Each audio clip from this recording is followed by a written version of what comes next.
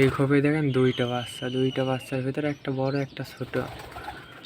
একটা ছোট কালের থেকে বেশি খাওয়াইছে মা বাপ, এই কারণে বড় হয়ে গেছে, আর এইটা খাওয়ার অভাবে ছোট হয়ে গেছে।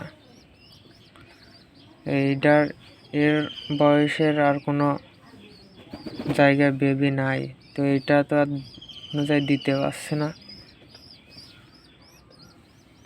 দেখা যাক এই জায়গায় থেকে কি হয়, যত সম্ভব মারা যেতে পারে।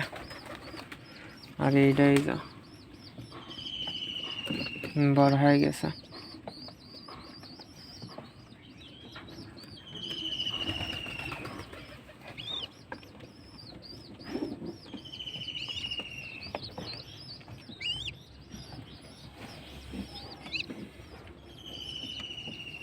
দেখা যাক কি হয়।